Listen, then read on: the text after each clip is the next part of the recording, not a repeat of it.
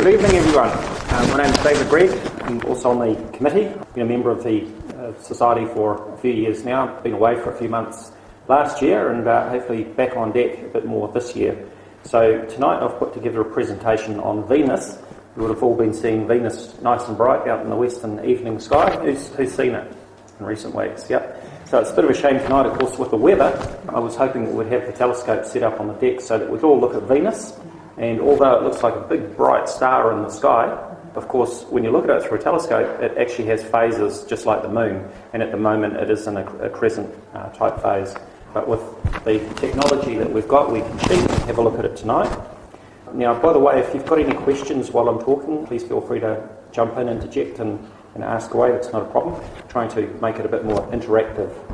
So first of all, Venus, the name. Does anyone know where the name comes from, what Venus means? Yes? It comes from the Roman goddess of beauty.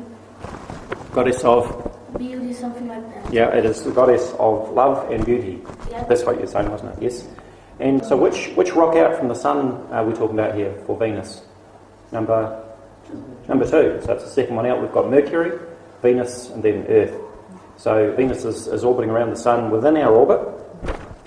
And how many moons has Venus got? Does anyone know? Yes? None. So Venus has no moons. Now, it was interesting in the video that we watched before, talking about the interesting rotation of Venus, and the suggestion that maybe Venus was hit is one possible theory. And I thought, well, that was interesting, since it doesn't have a moon that could be tied up with that whole scenario of being impacted. And of course, as mentioned in that other video, that it does rotate in retrograde. So how does Venus compare to the Earth in size? The Earth is 12,756 kilometres in diameter. By comparison, Venus is 12,104 kilometres, so it's only slightly smaller than the Earth. By comparison, Mars is a lot smaller. Now, the current distance to Venus, and as I say, it was a real shame that we couldn't go out and look at it tonight, because what I wanted to do was for us to be able to visualise it in the sky, look at it. But the problem is that when we look at it in the sky, we've got no reference point, have we? So I'm going to show you that in just a moment. Now, Venus is coming around the Sun. It's actually coming towards us at the moment, and it's currently 0.447 AU. Pretty meaningless, isn't it, really, when we talk about AU, because it's not a unit that we're typically familiar with in distance. So does anyone know what 1 AU is in distance? Yes? It's the average distance between the Earth and the Sun. More precisely, 150 kilometers. Excellent. Million kilometers. Excellent. Very good.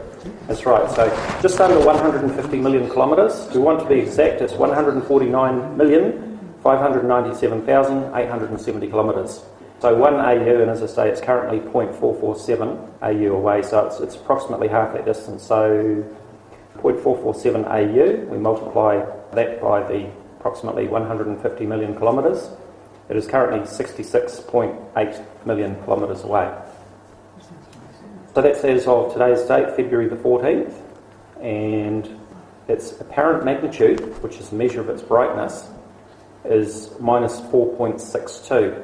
Now, that number, the greater the negative number, the brighter the object in the sky. So on March 25th, when it's at its closest to the Earth, its apparent magnitude will be minus 4.4. So not as bright, but it's a lot closer. And we're going to, again, take a look at that visually as to what's going on with the brightness and its position in relation to us. So some more information about Venus. Closest distance between the Earth and Venus is 41 million kilometres.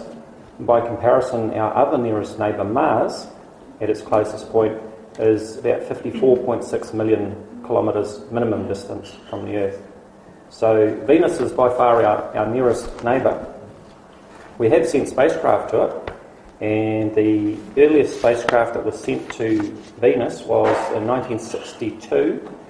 Does anyone know what spacecraft that was? So it was Mariner 2 in 1962, and the first one to be successfully landed on Venus was in 1970, which was Venera 7.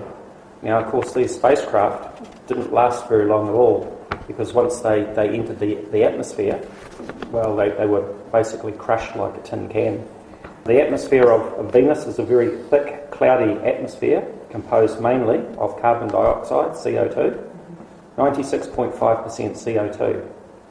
Now, I find this really interesting because when we compare it to the Earth's atmosphere is 78% nitrogen and 21% oxygen. Does anyone know what the percentage of carbon dioxide for the Earth's atmosphere is, roughly? Yeah, it is 0.04%. And so when they talk about global warming, climate change, increasing carbon dioxide, you can appreciate that if the component of carbon dioxide in our atmosphere is so tiny, and it's increased by, I think it was 400% since way back, that is quite significant when you look at the amount. So yeah, the atmosphere of Venus is composed mainly 96.5% of carbon dioxide and sulfur compounds such as sulfuric acid. And this is another problem that the spacecraft had, of course.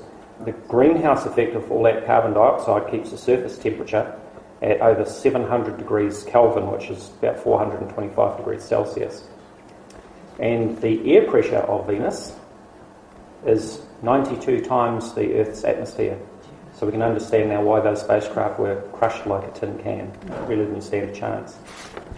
There is talk about sending other missions to Venus, including possibly rovers, but that's still in the planning stage. So observing the surface of Venus is impossible because of the thick cloud, impossible in visible light, but with the Magellan orbiter in 1991 they were able to image the surface using other spectrum and radio and so forth. Venus, the length of the solar day is 116 days. So compared to the Earth, of course, one solar day is 24 hours. And the length of the sidereal day is 243 days. That's in relation to the stars. And again, in the first video that we looked at, she touched on that, talking about the problem of rotation. As the Earth is going around the Sun, we're looking straight at the Sun. As we progress around in our orbit, our angle towards the Sun has actually changed. And so you have that whole thing with the equation of time. We mentioned that Venus rotates in the opposite direction to most of the other planets. And the other one, what was it, Neptune? Uranus, was it? Is on its side, described it as like a bowling ball. The orbit of Venus is almost perfectly circular. As we know, most of the orbits are elliptical, but Venus is almost perfectly circular with an eccentricity of less than 0.01. Okay, so we'll look at this visually, and I think this will give us an appreciation of what's going on in the sky when we look at Venus, which we can't appreciate just looking up at the sky. We'll just bring this back so we've got the Sun in the sky there. So in relation to the Sun, we've got Mars above it there, and I'm going to hide the daylight now just so it's easier for you to see. We've got the stars there. And now I'm going to turn on the orbit for Venus. So now it's easier to see its relationship with the Sun. So you can see there that Venus has come around the back. It's coming around this way. So it's actually coming around towards us. I'll just bring this back up into the middle of the day. And so there you can see its full path around the Sun. You notice the view that we've got in the software here is actually outside here at Ferguson Park, the observatory. Of course, that's not a live view. It's been imported into the software. The software I'm using is called Starry Night Pro, which is available. I think it costs about $200 or thereabouts. So this is the current position of Venus today. I'm going to bring this back to last year so that we can see what it was doing, because Venus appeared in our evening sky. I think it was about August, if I remember correctly. And I'm going to turn on the local path. So this will actually trace out its path in the sky as I step this forward. And you'll see how at the same time, I might have to step this on later as the Sun gets higher, as we're approaching, remember this is August at the moment, as we get closer to December 21st, the days get longer and the sky is lighter, so I might have to step that on. So I'll run this forward and you'll see a path that Venus takes in the sky. You'll see it sort of crossing over and then getting up higher. And another point that I just want to point out is Venus, which is currently around the back of the Sun in this view, it's coming around the back, and then it gets out to this point here, right at the tip here. This is called greatest elongation. And this is the point where Venus is making the turn and coming around and heading towards us. So I'll run that forward now. And so you can see that path that it's taken, getting higher in the sky there. It's December 9th. And so this line here is its orbit line, and the green line is its local path. Okay, so that's just about where we're up to. I'll just step that forward a couple more clicks. That's back to today. So now you can see that it's actually heading back down, and now that it's crossed that point of greatest elongation in its orbit, it's actually going to be heading down quite rapidly towards the horizon, getting lower and lower in the sky each night. And by March 25th, I think it was, March 15th, it's actually going, you can see it's level with the sun there. So as the sun sets, then Venus will be setting with the sun. And after that, it will be heading into the morning sky, where we commonly refer to it as, what do we call it when it's in the morning sky? Morning star. The morning star, that big bright one.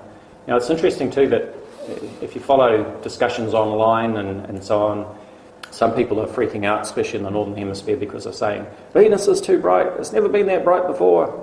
I do a lot of debunking in my spare time. And of course, the problem for them is that the last time that Venus was in their evening sky was summertime, and now it's wintertime in the Northern Hemisphere, or they're just coming out of winter. So their sky is a lot darker, and therefore Venus looks a lot brighter against the dark sky. And Venus is in the same position in its orbit approximately 1 year and 7 months. Either way, going forward or backwards, it's in the same position. Now the other thing I'll just show you before I finish off is bring this back again, and I'm going to show you about the angular size of Venus. Just turn off that path. I'll just bring up the info on the side too, I forgot to do that. On the left hand side here you can see all the data about distance from the observer to Venus. Remember, I've just stepped this back to September 15 here. Distance to the sun. Got the radius, the apparent magnitude or the brightness there. Got the orbit size, the angular size, which we're going to look at. And you've got the mass, which I meant to mention as well. The mass is 0.81 Earth masses. And you've got the data there about the length of the sidereal day, the solar day, and length of the year, which is 224 days it takes to go around the sun. So I'm going to zoom in on Venus. Now that's what Venus would look like if it didn't have all the cloud on it. So I'll just turn on the other model for it. Where are we? So there it is, shrouded in clouds. And you can see it's actually got a phase there. It's got some shadow on it. And I'm going to turn on a field of view marker, which I set up just before. That is the current angular size. So in other words, if you're measuring the angle across, out that way, across your field of view, that is the current angular size of Venus at the moment in the sky. So back on September 15, when it was further away, that's how much smaller it was. Now I've brought this up to give you a reference point. Okay. So as I step this forward, it's on days again. I'm just going to run this forward, and you can see how the phase changes and how it gets closer to us. Okay. So its brightness is actually a combination of factors of the distance and the phase, the angle to the sun, our viewing angle, the amount of illumination that we're seeing. So even when it's at its closest point, it's not actually at its brightest. So it's going to be at its closest point on March 25th. So I'll take that up to March 25th. And I think that's the horizon that we're seeing there, so I'll just turn off the horizon. And so you can see the comparison there. So remember that the yellow circle is its size at the moment. You can see that there's just a little bit of sunlight on it. It's catching at the top there. So going back to right now, if we'd had the telescope out on the deck, then that is the view, the phase that we would have seen tonight. So maybe we'll have better luck next time. So once again, there it is in its orbit around the sun. Just bring that back so you can see the sun. That's where Venus is in the sky at the moment. So hopefully that's allowed you to visualise what's going on with Venus, just instead of it being a bright point of light in the sky with no reference point. Any questions? How long did it transit across the sun? How long did it take? That was back in 2012. I can't remember. I do recall it was a number of hours. Do you remember, Stuart, how long that was? We set up how long did the transit of Venus take across the sun? I'll tell you what I'll do. We've got the technology right now. I can set the date and I can check. So that's what it's all about. So it was in the daytime that we set up. It was on the 6th of June. This is my time machine. I can go anywhere in the universe, any date and time. See, I've still got the daylight turned off, that's why you're seeing the stars. So I'm going to zoom in on the sun. You can see Venus there. So it looks like it's just making contact around about 11:13 a.m. And you said you were leaving at 4:30, so... Yeah. Notice how it seems to be rotating. This is called field rotation. Sometimes people get very confused too when they see photos of the moon and they see that the moon has rotated. And some people really freak out and they make all sorts of videos on YouTube and say, there's something wrong with the moon, it's tilted, it's upside down.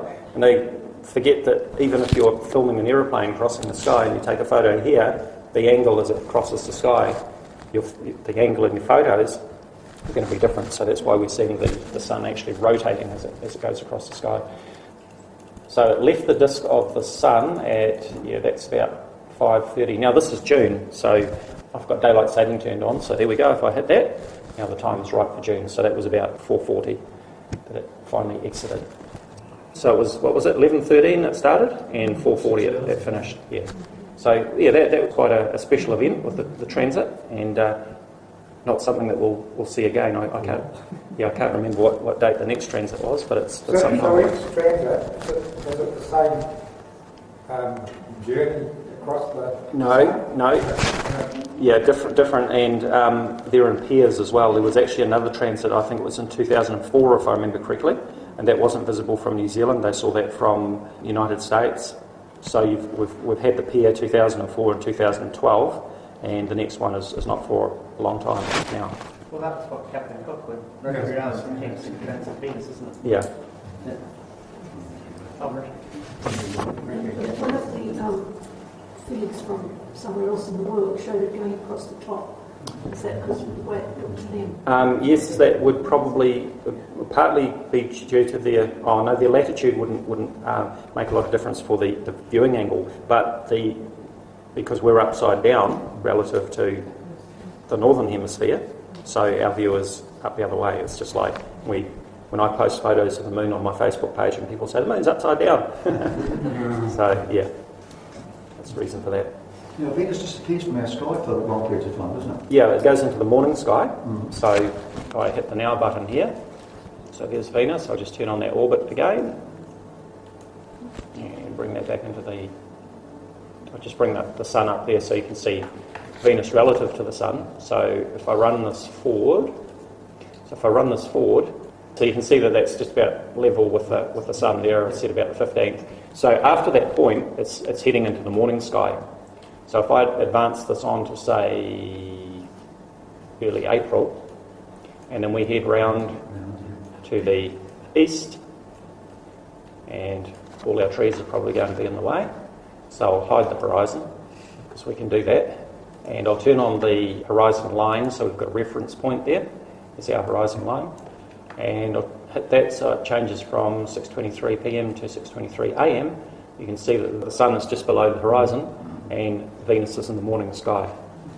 So, and again, just like we saw in our evening sky over the last few months, as we run this forward, then Venus will get higher in the sky, go to the top, and we'll start heading down in the opposite direction as it comes around. Now, of course, it's going around the back of the sun now. It's heading around the other way.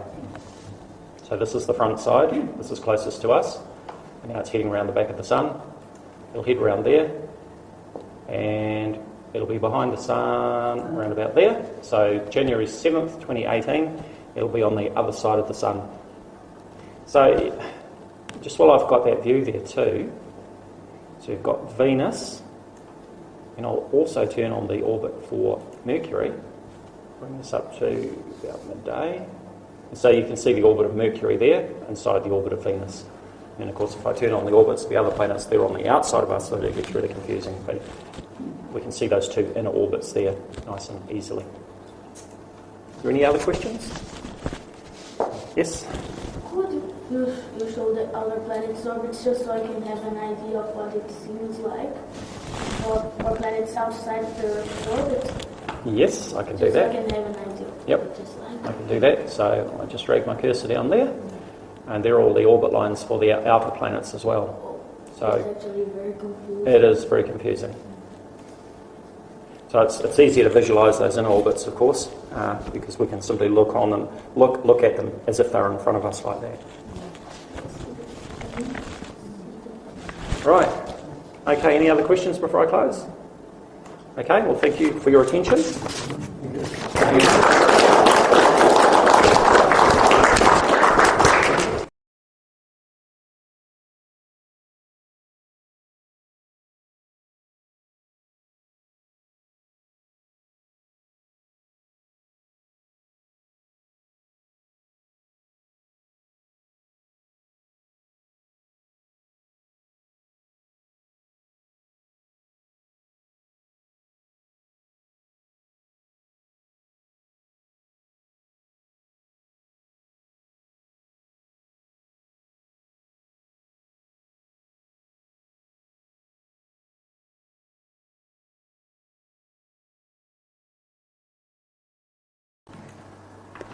Good evening, everyone. My name is David Gregg. I'm also on the committee. I've been a member of the Society for a few years now. I've been away for a few months last year and hopefully back on deck a bit more this year. So tonight I've put together a presentation on Venus. You would have all been seeing Venus nice and bright out in the western evening sky. Who's seen it in recent weeks? Yep. So it's a bit of a shame tonight, of course, with the weather. I was hoping that we'd have the telescope set up on the deck so that we could all look at Venus. And although it looks like a big bright star in the sky, of course, when you look at it through a telescope, it actually has phases just like the moon. And at the moment, it is in a crescent type phase. But with the technology that we've got, we can cheat and have a look at it tonight. Now, by the way, if you've got any questions while I'm talking, please feel free to jump in, interject and ask away. That's not a problem. I'm trying to make it a bit more interactive. So first of all, Venus, the name. Does anyone know where the name comes from, what Venus means? Yes? It comes from the Roman goddess of beauty. Goddess of? Beauty, something like that. Yeah, it is the goddess of love and beauty. Yeah. That's what you're saying, wasn't it? Yes. And so which rock out from the sun are we talking about here for Venus? Number 2. So it's the second one out. We've got Mercury, Venus, and then Earth. So Venus is orbiting around the sun within our orbit. And how many moons has Venus got? Does anyone know? Yes? None. So Venus has no moons. Now, it was interesting in the video that we watched before, talking about the interesting rotation of Venus, and the suggestion that maybe Venus was hit is one possible theory. And I thought, well, that was interesting, since it doesn't have a moon, that could be tied up with that whole scenario of being impacted. And of course, as mentioned in that other video, that it does rotate in retrograde. So how does Venus compare to the Earth in size? The Earth is 12,756 kilometres in diameter. By comparison, Venus is 12,104 kilometres, so it's only slightly smaller than the Earth. By comparison, Mars is a lot smaller. Now, the current distance to Venus, and as I say, it was a real shame that we couldn't go out and look at it tonight, because what I wanted to do was for us to be able to visualise it in the sky, look at it. But the problem is that when we look at it in the sky, we've got no reference point, have we? So I'm going to show you that in just a moment. Now, Venus is coming around the Sun. It's actually coming towards us at the moment, and it's currently 0.447 AU. Pretty meaningless, isn't it, really, when we talk about AU, because it's not a unit that we're typically familiar with in distance. So does anyone know what 1 AU is in distance? Yes? It's the average distance between the Earth and the Sun. More precisely, 150 kilometers. Excellent. Million kilometers. Excellent. Very good. That's right. So just under 150